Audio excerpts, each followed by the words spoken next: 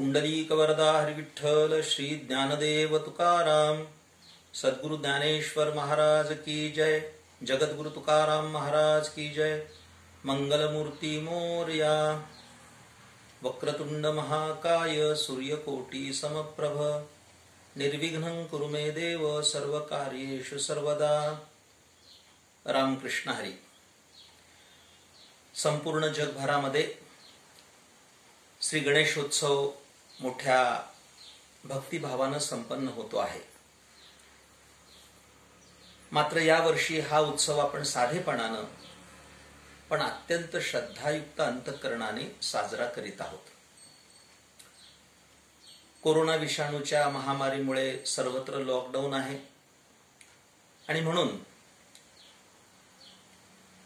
शब्दगाथा अकॅडमीनं हा एक अत्यंत स्तुत्य उपक्रम राबवलेला आहे की ऑनलाईन गणेशोत्सव व्याख्यानमालेचं त्यांनी आयोजन केलेलं आहे। आणि या व्याख्यानमाले अंतर्गत आज मला श्री गणरायांची काही शब्दसुमनांनी पूजा करण्याचा पवित्र असा योग आलेला आहे। मला प्राप्त झालेल्या मर्यादित वेळेमध्ये आणि माझ्या यथामतीप्रमाणे श्री गणराया ज्या पद्धतीनं मला बुद्धी देईल त्या पद्धतीनं काही चिंतन मांडण्याचा हा प्रयत्न करतो आहे। माझ्यासमोर जो विषय आहे तो देवा तूची गणेशू असा आहे। आपल्याकडे भाद्रपद शुद्ध चतुर्थीच्या दिवशी श्री गणपतीचं पूजन करावं। वास्तविक आपल्याकडे अशी लोकांची समजूत आहे की 33 कोटी देवता आहेत। मात्र भगवत पूज्यपाद आद्य शंकराचार्यांनी एकूण 5 देवांची पूजा करावी अशी 5 देवांची पंचायतन पूजा सांगितली आहे। या 5 देवामध्ये कोण आहेत तर श्रीमन महागणपती, भगवान महादेव, भगवान महाविष्णू, भगवान सूर्यनारायण आणि आदिशक्ती भगवती असे हे 5 देव आहेत। त्यांचे भक्तही तशा पद्धतीचे आहेत। श्रीमन महागणपतीची जे आराधना करतात त्यांना गणपत्य असं म्हणतात। महादेवाची अर्थात भगवान शंकराची जी उपासना करतात त्यांना शैव असं म्हणतात। महाविष्णूची आराधना करणाऱ्या सर्व भक्तांना वैष्णव असं संबोधलंय। सूर्यनारायणाची उपासना करणाऱ्याला सौर असं म्हणतात आणि आदिशक्ती जगदंबा तिची उपासना करणाऱ्या भगवत भक्तांना शाक्त असं म्हटलं जातं। या 5ही देवतांची पूजा आपल्या घरामध्ये होत असते। हा जो कालखंड आहे हा गणपती पूजनाचा आहे। शास्त्रीय दृष्टिकोनातून अभ्यासलं तर आपले ऋषी आणि मुनी हे सर्व विज्ञाननिष्ठ होते। त्यांनी विज्ञानाचा आणि अध्यात्माचा सुरेख असा संगम साधलेला दिसतो। कारण आपले सगळे सण वार हे जसे अध्यात्मावर अधिष्ठित आहेत तसे ते विज्ञानाला सुद्धा अनुसरून आहेत। नवीन पिढीला ते आपण समजावून सांगितलं पाहिजे। चातुर्मासा सणांचा आरंभ होतो। माणसाचा पृथ्वी तत्वाशी संबंध यावा म्हणून हे सगळे सण तशा पद्धतीचे साजरे करावेत असा धर्मशास्त्रीय संकेतच आहे। माझ्या प्रिय श्रोत्यांनो, पहिल्यांदा सण येतो तो नागपंचमीचा आहे। त्या दिवशी चिखलाचा नागोबा करायचा, त्याची पूजा करायची आणि पूजनात झाल्या त्याला विसर्जन करायचं म्हणजे मातीचा संबंध आहे। पृथ्वी तत्वाचा संबंध माणसाशी यावा अशी त्याच्या मागची भूमिका आहे। त्यानंतर गोकुळाष्टमी येते, दहीहंडी येते। ते मडकं सुद्धा पृथ्वी तत्वापासूनच निर्माण झालेलं आहे। मुळात आपला देह हा पंचतत्वांचा पंचमहाभूतांचा आहे। त्यातील हे पृथ्वी तत्व म्हणजे ते मडकं, त्याच्यात दही दूध घालायचं आणि गोविंदा साजरा करायचा। त्यानंतर येणारी ही भाद्रपद शुक्ल चतुर्थी अर्थात श्री गणेश चतुर्थी। वर्णन असं आहे की त्या दिवशी नदीवर स्नानाला जायचं, स्नान करायचं आणि शुचिर्भूत झाल्यानंतर येताना नदीच्या पात्रातली माती घेऊन यायची. त्याचा सुंदर असा गणपती पाटावर तयार करायचा आणि त्या गणपतीची षोडशोपचारे पूजा करायची. त्याला मोदकांचा नैवेद्य दाखवायचा. संध्याकाळी जागर करायचा. कथा, कीर्तन, भजन असे भक्तियुक्त समारंभ साजरे करून भक्तिसुखाचा आनंद घ्यायचा आणि दुसऱ्या दिवशी गणपती पूजन करून त्या मूर्तीचं विसर्जन करायचं. असा हा 1.5 दिवसाचा सण. मात्र स्वातंत्र्यपूर्व कालामध्ये स्वराज्य हा माझा जन्मसिद्ध हक्क आहे आणि तो मी मिळवणारच अशी गर्जना करणारे लोकमान्य टिळक यांनी हा गणपती देवळीत होता तो चौकात आणला आणि गणेशोत्सवाला व्यापक स्वरूप दिलं. हा उत्सव 10 दिवसाचा झाला. त्याला व्यापकत्व आलं आणि आज तो प्रचंड मोठ्या प्रमाणात विस्तारित झालेला आहे. गणपतीविषयी बोलायचं झालं तर गणपती या देवतेला प्रचंड मोठी जगमान्यता प्राप्त आहे. कारण आपण संपूर्ण जगाचा इतिहास पाहिला तर भारताव्यतिरिक्त परदेशात देखील श्रीमन महागणपतीची खूप मोठी मंदिर आहेत. अगदी तिबेटमध्ये सुद्धा गणपतीचं मंदिर आहे, कंबोडियात गणपतीचं मंदिर आहे, जपानमध्ये गणपतीचं मंदिर आहे. अशी अनेक उदाहरणं देता येतील. अर्थात याचा निश्चित आपण विचार करू शकतो की प्राचीन कालापासून संपूर्ण जगभरामध्ये श्रीमन महागणपतीचं पूजन होत आहे हे निश्चित. आपल्या महाराष्ट्रामध्ये 8 अशी ठिकाणं आहेत की ज्याला श्रीमन महागणपतीची ही अष्टविनायक म्हणून प्रसिद्ध अशी आहेत. त्यामध्ये श्री क्षेत्र मोरगाव आहे जे कऱ्हा नदीच्या तीरावर आहे, ओझर आहे, लेण्याद्री आहे, सिद्धटेक आहे, महड आहे, पाली आहे. त्यानंतर आपल्या पुणे जिल्ह्यातलं चिंतामणीचं असणारं थेऊर आहे, रांजणगाव आहे. अशी अष्टविनायकाची ही स्थानं अत्यंत प्रसिद्ध आहेत. त्या ठिकाणी भाविक जातात, दर्शन घेतात, आपला भक्तिसुखाचा आनंद लुटत असतात. आज आपण या गणेशोत्सवाच्या पर्वकाळी काही वैशिष्ट्यपूर्ण असं चिंतन करणार आहोत. वास्तविक मला दिलेला जो विषय आहे तो खूप मोठा आहे, व्यापक आहे. वेळेच्या मर्यादेमध्ये त्याला किती न्याय देता येईल हे सांगता येणार नाही. मात्र या विस्तारित विषयाचा संक्षेपानं का होईना मी चिंतन करण्याचा प्रयत्न करणार आहे. देवा तुची गणेशू हा जो शब्द आहे तो ज्ञानेश्वरीच्या आरंभातच आलेला. वारकरी संप्रदायाची संत परंपरा प्रचंड मोठी आहे. ज्ञानदेवी रचिला पाया, उभारिले देवालया असं संत बहिणाबाईंनी म्हटलेलं आहे. या बड्या बंडवाल्यात ज्ञानेश्वर माने पाहिला असं कवींनी वर्णन केलेलं आहे. ज्ञानेश्वर महाराज हे वारकरी संप्रदायाचे महान संत की ज्यांनी खूप मोठी क्रांती केली. संत श्रेष्ठ नामदेवांना घेऊन पंढरपूरला महायोग पीठावर पुण्यसळीला चंद्रभागेच्या काठी भागवत धर्माची ध्वजा फडकावली. माझ्या प्रिय श्रोत्यानो, आपलं सर्वात मोठं वाङ्मय हे वेद वाङ्मय आहे. उपनिषद, पुराण, शास्त्र ही सर्व प्रचंड मोठी ग्रंथ संपदा भारताला लाभलेली आहे. आणि या संपूर्ण वाङ्मयाचं मथित असणारी श्रीमद भगवत गीता आहे. ज्ञानोबाराय वर्णन करतात, हे गीतानाम विख्यात सर्व वाङ्मयाचे मथित, आत्मा जेणे हस्तगत रत्न होय. हे गीतानाम विख्यात सर्व वाङ्मयाचे मथित. किती सुंदर वर्णन केलंय. याचा अर्थ सर्व वाङ्मयाचं मंथन असणारी अर्थात अर्क असणारी ही केवळ 700 श्लोकांची श्रीमद भगवत गीता हे तत्वज्ञानाचं खूप मोठं भांडार आहे. भगवान कृष्णचंद्रांनी अर्जुनाच्या निमित्तानं जगाला ही गीता प्रदान केली. पण हे निश्चित लक्षात येतं की वेदापासून अगदी श्रीमद भगवत गीतेपर्यंतचा हा सगळा साहित्य प्रवास हा संस्कृतात आहे. संस्कृत ही देवभाषा आहे. मात्र ही संस्कृत भाषा सर्वसामान्य समाजाला कळत नव्हती. संस्कृत भाषा जगाशी कळेना आणि म्हणून नारायणा दया आली. संस्कृत भाषा सर्वसामान्याला कळतच नव्हती. तत्वज्ञानाचे उपासक असणारे जगद्गुरु संत तुकाराम महाराज स्वतः वर्णन करतात. कुणबियाचे वंशी घातले जगदीशा, संस्कृत भाषा आम्हा कैसी. आम्हाला तर संस्कृत येत नाही.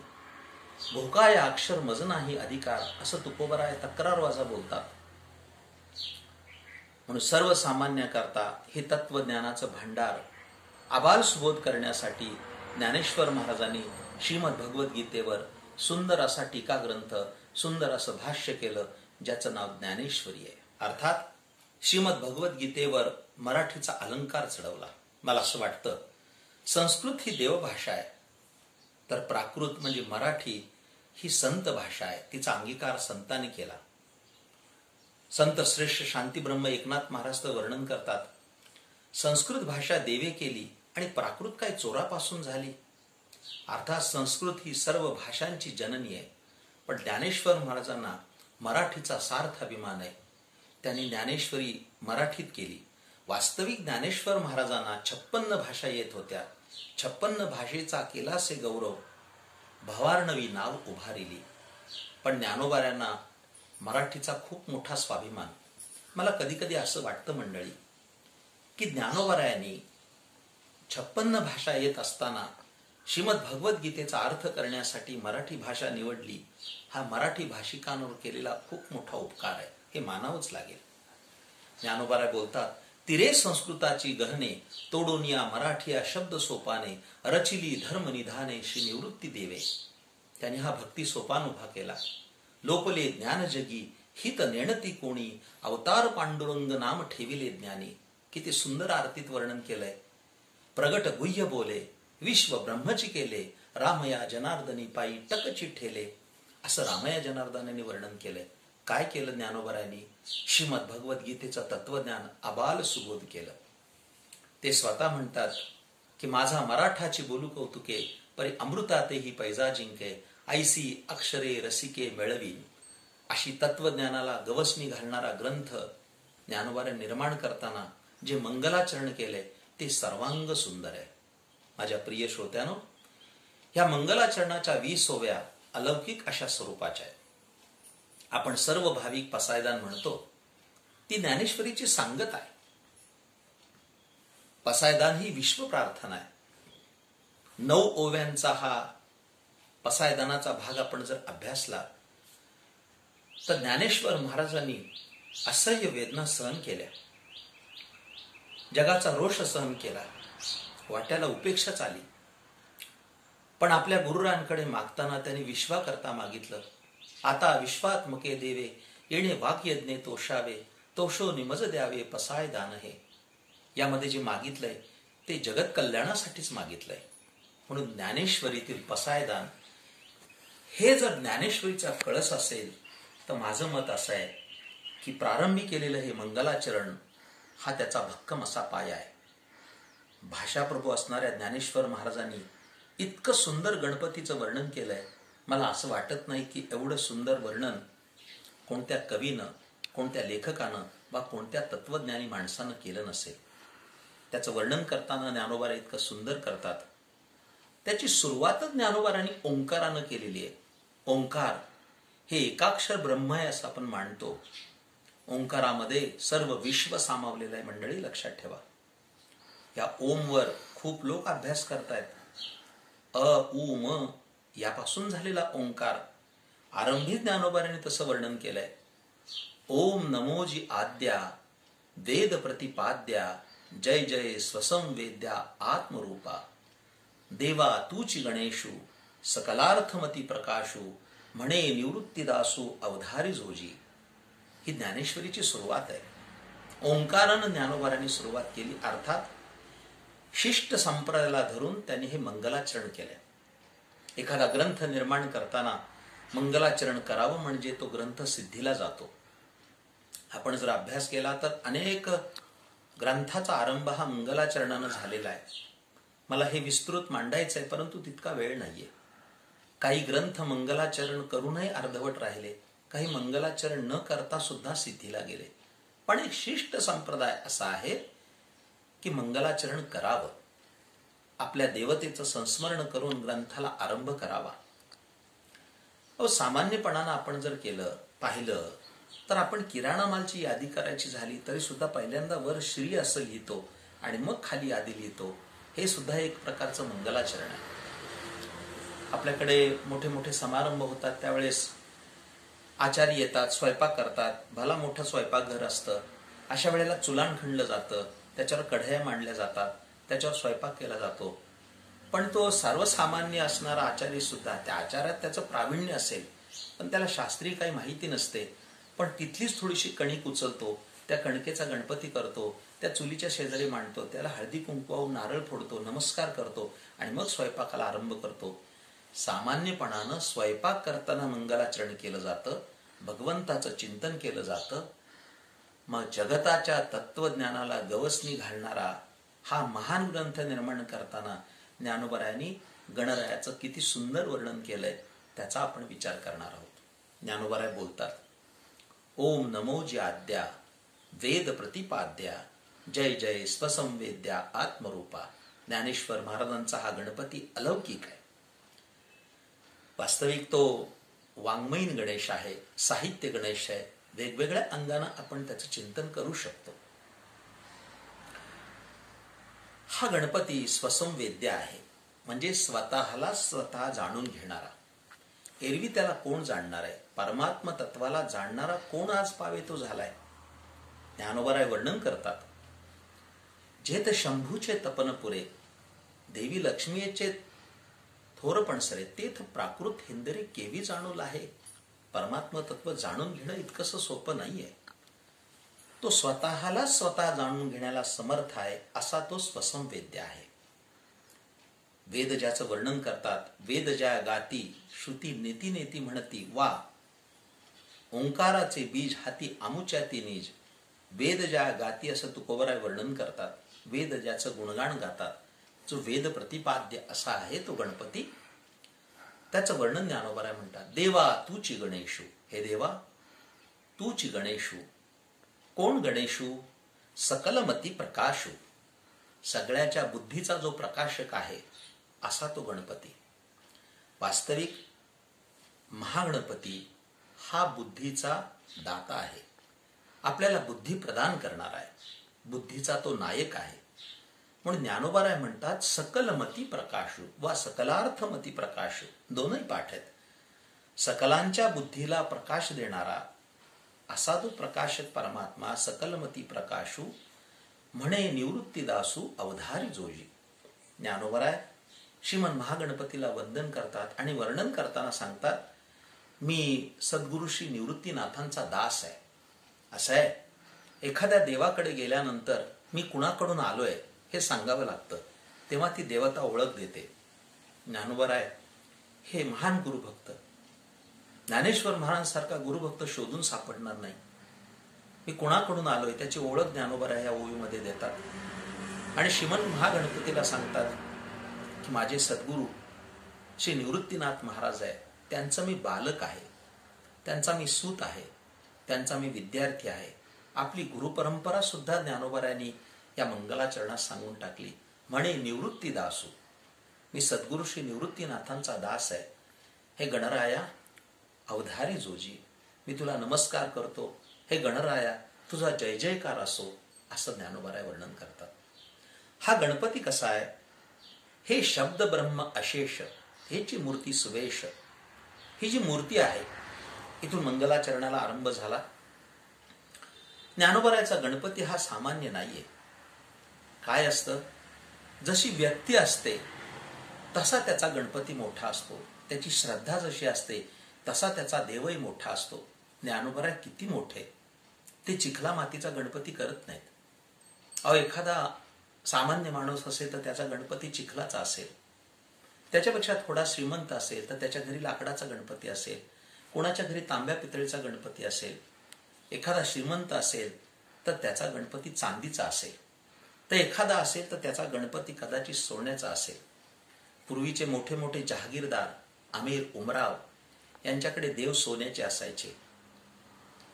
पण हे धातूचं सोन आहे. पण माझ्या ज्ञानोबारांकडे जे शब्द आहेत ते सोन्यापेक्षा मूल्यवान आहेत.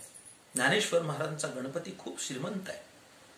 तो सामान्य नाहीये, चांदी सोन्याच्या धातूचा नाहीये. ज्ञानोबराय गणपतीची जी मूर्ती मांडतात, हे शब्द ब्रह्म अशेष तेची मूर्ती सुवेश. काय सुंदर वर्णन केलंय. शब्द ब्रह्म असा सांगितलाय शब्द या ठिकाणी.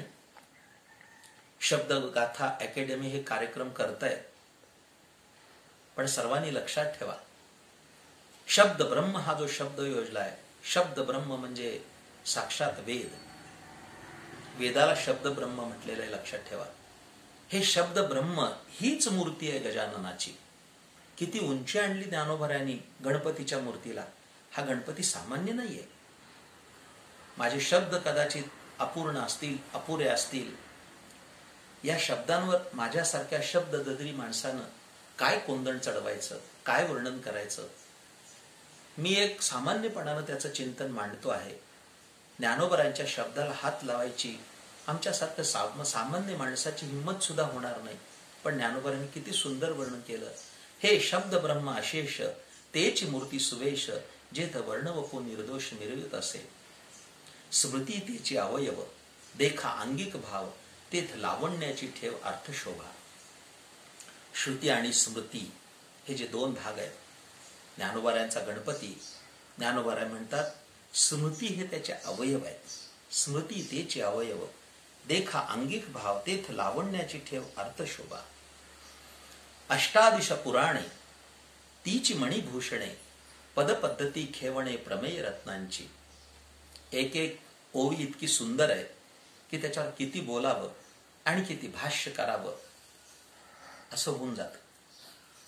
ज्ञानोबरायांचा जो गणपती आहे तो शब्द ब्रह्म म्हणजेच ती मूर्ती आहे. स्मृती हे त्याचे अवयव आहेत. आणि अष्टादश पुराणे, महर्षी व्यासाने जी 18 पुराणं केली, ही 18 पुराणं म्हणजेच या गणपतीच्या अंगावरचे अलंकार आहेत असं ज्ञानोबराय बोलतात. पदबंद नागर तेची रंगाथिले अंबर असं ज्ञानोबराय बोलतात. हा जो गणपती आहे, स्मृती ही त्याचे अवयव आहेत. व्यासनारायणाने निर्माण केलेली 18 पुराणं ही त्याच्या अंगावरचे अलंकार आहेत. कसा हा गणपती रंगलाय, नटलाय. ज्ञानोबराय म्हणतात त्याच्या अंगावरचा जो पितांबर आहे, ही वेदातील जी पदरचना आहे, हाच जणू काही पितांबर आहे. पदबंध नागर तेच रंगाथिले अंबर असं ज्ञानोबराय वर्णन करतात. देखा काव्य नाटका, एकापेक्षा एक सुंदर अशा उपमा. ज्ञानोबरायांच्याकडे उपमाला काय तोटा आहे. अहो, ज्ञानोबराय जेव्हा बोलायला सिद्ध होतात त्यावेळी शब्द असे त्यांच्यापुढे थुई नाचत येतात. त्यांनीच एका ठिकाणी वर्णन केलंय. ती ओवी मला फार आवडते. मी माझ्या कीर्तनात, प्रवचनात अनेक वेळा सांगितले. पुढा स्नेह पाजरे, मागा चालती अक्षरे, शब्द पाठी अवतरे कृपा आधी. ज्ञानोबरायाच्या तोंडातून शब्द बाहेर पडण्यासाठी शब्द हात जोडून उभे आहेत की माऊली आमचा अंगीकार करा. ज्ञानेश्वर महाराजांच्या मुखातून बाहेर येणार त्या शब्दांना किती आनंद झाला असेल. किती सुंदर वर्णन केलंय. देखा काव्य नाटका. ज्ञानोबराय एक एक उपमा फार सुंदर देतात. अप्रतिम असे दृष्टांत घालतात. काव्य नाटक याला सुद्धा गणपतीच्या जवळ स्थान दिलेले आहे. वास्तविक काव्याचे आणि याचे सर्व प्रकार मी इथं मांडू इच्छित नाही, कारण तेवढा वेळही हाताशी नाहीये. पण नाटक सुद्धा हे एक साहित्य आहे, लक्षात घ्या. त्याच्यावर मी खूप सांगू शकेन. पण ह्या नाटकाला सुद्धा ज्ञानोबरायांनी वास्तविक त्याच्यावर मी खूप बोलायला हवंय. पण ही नाटकं सुद्धा या गणपतीच्या जवळ आलेली आहेत. जसा वेद, श्रुती, स्मृती हे साहित्य आलं, तसं नाटक हे सुद्धा एक साहित्य आहे, एक कला आहे. आता ही अकॅडमी आहे, ह्याने हे लक्षात ठेवलं पाहिजे. ज्ञानोबराय म्हणतात की काव्य आणि नाटक ही गणपतीच्या पायातली रुणझुरणारी शुद्र घंटिका, म्हणजे पायातल्या नुपुरांचा, म्हणजे पायातल्या घागऱ्या, म्हणजे ही काव्य आणि नाटक आहेत असं ज्ञानोबराय म्हणतात. ते तर व्यासादिकांच्या मती तेची मेखळा मिरवती. एक एक अलंकार किती सुंदर सांगितलंय ज्ञानोबरायांनी. ज्ञानोबराय म्हणतात ह्या गणपतीच्या कमरेचा शेला आहे, म्हणजे आता गणपतीचा पितांबर झाला, गणपतीचे अलंकार झाले, गणपतीच्या पायातल्या घागऱ्या झाल्या. मग गणपतीच्या कमरेला जो शेला आहे, जी मेखला आहे, ती सामान्य नाहीये. किती उंचीला नेला गणपती ज्ञानोबारायांनी आपल्या शब्दांच्या माध्यमातून. व्यासादिकांच्या मती, हो, हे काही सामान्य वर्णन नाहीये मंडळी. व्यास काही सामान्य नाहीयेत. महर्षी व्यास हे जगातलं उत्तुंग व्यक्तिमत्व. त्यांच्याविषयी कृतज्ञता व्यक्त करण्यासाठी आषाढ शुद्ध पौर्णिमेला आपण व्यास पौर्णिमा साजरी करतो, ज्याला गुरुपौर्णिमा म्हणतात. ज्ञानोबारायांनीच व्यासांचं खूप मोठं वर्णन ज्ञानेश्वरीत केलंय. ज्ञानोबाराय म्हणतात, श्रीमद भगवद्गीतेने सुद्धा ते केलंय. व्यासोच्छिष्ट जगत्सर्वम असं म्हटलंय. ज्ञानोबाराय वर्णन करतात, म्हणून महाभारती जे नाही ते नोहेची लोकितीही, येणे कारणे म्हणपी पाही व्यासोच्छिष्ट जगत्रय. आपल्याकडे जी साहित्य संपदा आहे, त्या साहित्य संपदेमध्ये जी महाकाव्य आहेत ते रामायण आणि महाभारत अशी. म्हणजे रामायण महर्षी वाल्मिकांनी रचलं आणि महाभारत महर्षी व्यासनारायणांनी रचलं. पण महाभारत हे सामान्य नाहीये. त्यात वर्णन असं आहे, म्हणून महाभारती जे नाही, महाभारतात जे आहे ते जगात आहे, आणि जे जगात आहे ते महाभारतात आहे. महाभारतात जे नाही ते जगात असूच शकणार नाही, म्हणून हे संपूर्ण जग व्यासांचं उच्चिष्ट आहे असं ज्ञानोबाराय बोलतात. माझ्या प्रिय श्रोतांनो, एक दृष्टांत मी सांगू इच्छेन. जेव्हा महाभारत लिहायला प्रवृत्त झाले व्यासनारायण, त्यावेळी त्याच्या हाताखाली लेखनिक म्हणून कोण काम करणार, कोण पुढे सरसावणार. व्यासांच्या हाताखाली कारकुनी करणं ही काही सामान्य गोष्ट नाहीये. तेव्हा स्वतः सिद्धिविनायक सिद्ध झाले व्यासांच्या हाताखाली लिखाणासाठी, आणि व्यासांनी महाभारत सांगितलं आणि श्रीमन महागणपतीने स्वतः लिहून घेतलं. मायबाप श्रोत्यानो, हे लक्षात घ्या, ज्यांच्या हाताखाली स्वतः सिद्धिविनायक लेखनिकाचं काम करतो ते व्यास किती मोठे असतील, त्यांची मती किती प्रगल्भ असेल.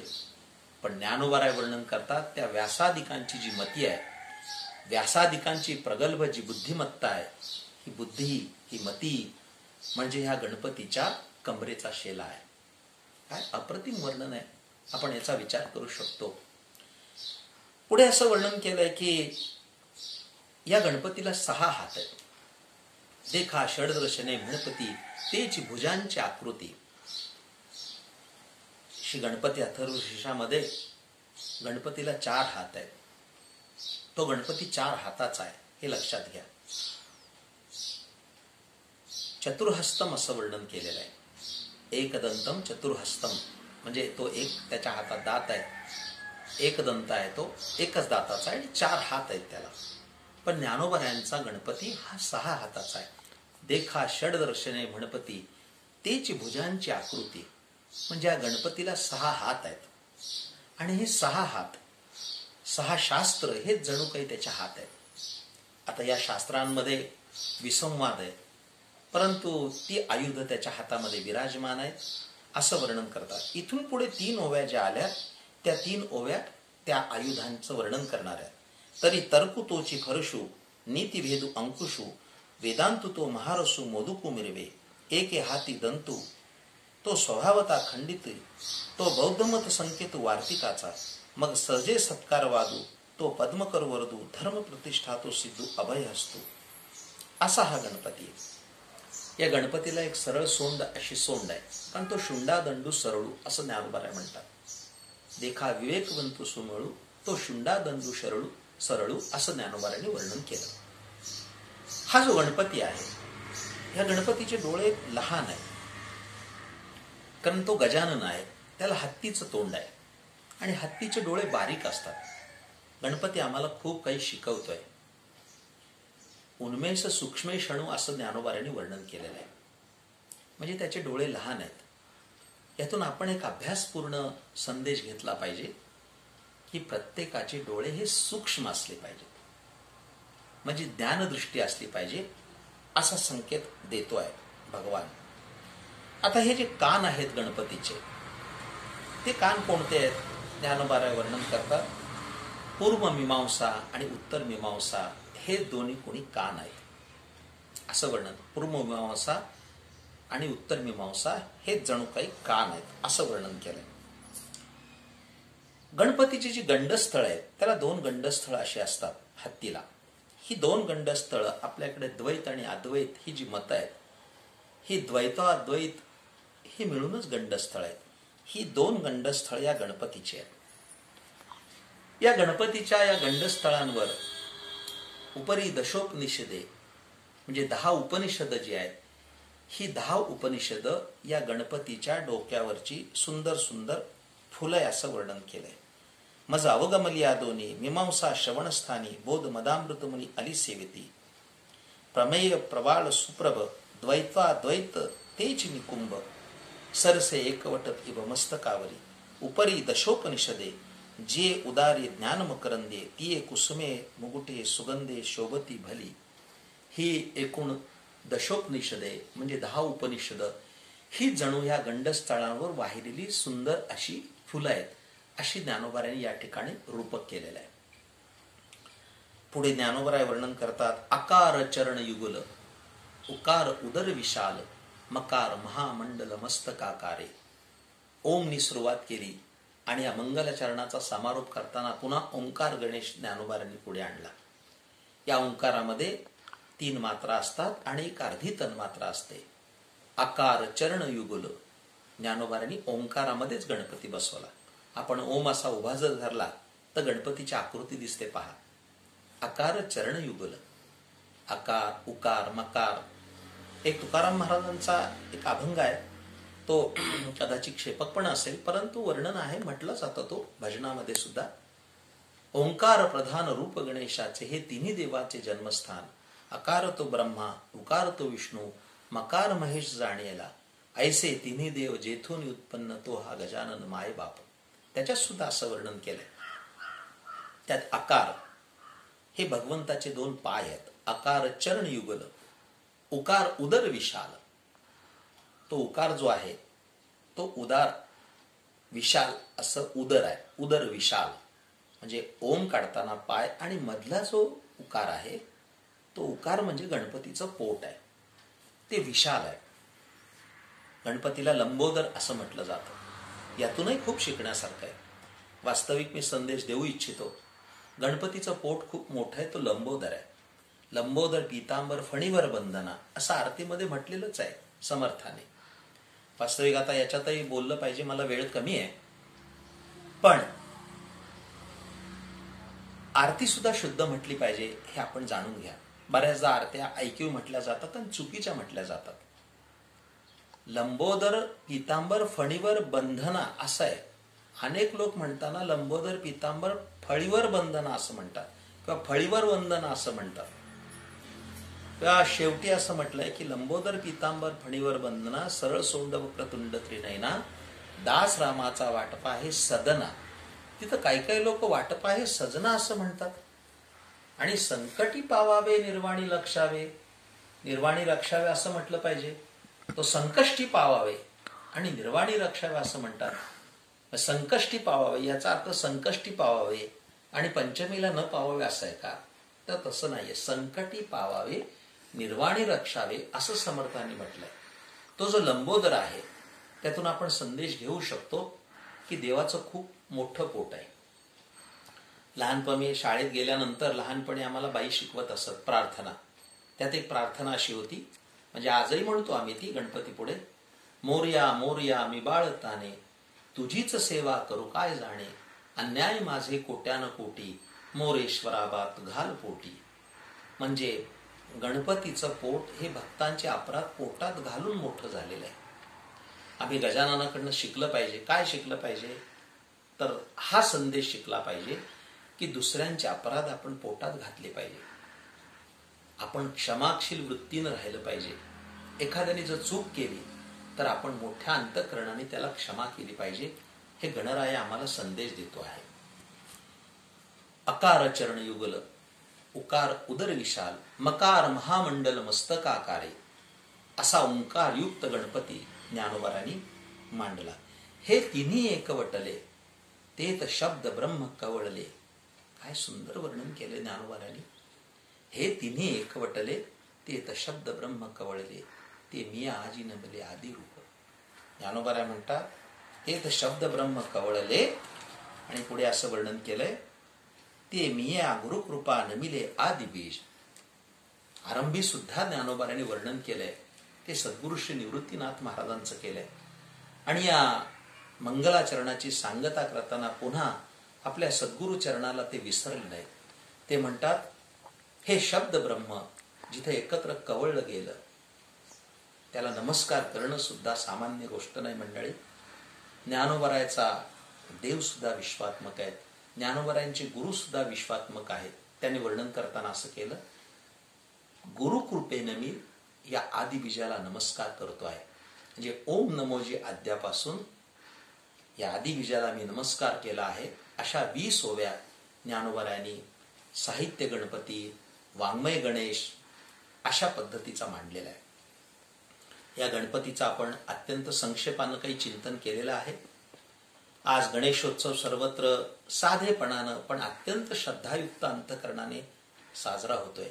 या संपूर्ण छोटेखानी विवरणाचा आपण जर अभ्यास केला तर आपली श्रद्धा जेवढी मोठी असेल तेवढा आपला गणपती मोठा असेल. माझ्या प्रिय श्रोत्यानो, ज्ञानोबरायांनी मांडलेला हा गणेश आपण अभ्यासला पाहिजे. आपल्या जीवन प्रणालीमध्ये, आपल्या रोजच्या दैनंदिन जीवनामध्ये आपण गणपतीची आराधना केली पाहिजे. कारण सर्व विघ्नांचा नाश करणारा तोच आहे, सकलांच्या बुद्धीचा प्रकाशक तोच आहे, सर्वांना सद्बुद्धी देणारा तोच आहे. आणि म्हणून असं म्हटलंय, जैशी दीपकलिका धाकुटी परी बहुतेजा ते प्रगटी, तैसी सद्बुद्धी ही थेकुटी म्हणू नये. पण सद्बुद्धी फार महत्वाची. माझ्या श्रोतेगण हो, आपण गणपतीकडे सद्बुद्धीचं मागणं मागूया. आम्हाला त्यांनी सद्बुद्धी प्रदान करावी. जगाला आज हे आव्हान ठरणारं कोरोनाचं मोठं संकट, हे विघ्न गणरायानं नाहीसं करावं. प्रत्येक घरामध्ये आनंद यावा आणि जीवन आनंदमय बनावं अशी गणरायाजवळ प्रार्थना करूया. आज या शब्दगाथा अकॅडमीने हा खूप सुंदर असा उपक्रम राबवला की आज प्रत्येक व्यक्ती घरामध्ये आहे. आज बाहेर कोणत्याही प्रकारचे सार्वजनिक कार्यक्रम करता येत नाहीत आणि म्हणून महाराष्ट्रातील गायक, वादक, तत्वचिंतक अशा सर्वांना एकत्रित घेऊन या पर्वकाळी या मंडळींनी हा स्तुत्य उपक्रम राबवला की त्या माध्यमातून का होईना परंतु लाईव्ह असं लोकांपर्यंत हे तत्वज्ञानाचं भांडार, काही मनोरंजनाचे कार्यक्रम, काही कथाकथन अशा स्वरूपाचे सर्व बाजून युक्त असे समारंभ या अत्यंत विधायक विचारानं या मंडळींनी साजरे करण्याचा घाट घातला. या सर्व कार्यकर्त्यांशी माझे असणारे अत्यंत चांगले ऋणानुबंधाचे संबंध आणि म्हणून सुद्धा मी या विचार सांगण्याला प्रवृत्त झालो. श्रीमन महागणपतीच्या चरणी मी नतमस्तक होतो. ज्ञानेश्वर महाराजांनी जशी सद्बुद्धी दिली, माझ्या गुरुकृपेनं मी काही चिंतन करू शकलो. ही झालेली सेवा श्री गणरायाच्या चरणी समर्पित करतो. श्रीमन महागणपतींनी प्रसन्न व्हावं. भगवान गणपती हे प्रचंड मोठा ऊर्जा स्रोत आहे. गणपतींनी प्रसन्न होऊन आमच्यावर कृपेचा वर्षाव करावा आणि सर्वांना सद्बुद्धी द्यावी अशी गणरायाच्या चरणी प्रार्थना करतो, मागणी मागतो आणि झालेली सेवा श्रीमन महागणपतीच्या चरणी समर्पित करतो. रामकृष्ण हरी. पुंडलीक वरदा हरी विठ्ठल श्री ज्ञानदेव तुकाराम. सद्गुरु ज्ञानेश्वर महाराज की जय. जगद्गुरु तुकाराम महाराज की जय. मंगलमूर्ती मोरया.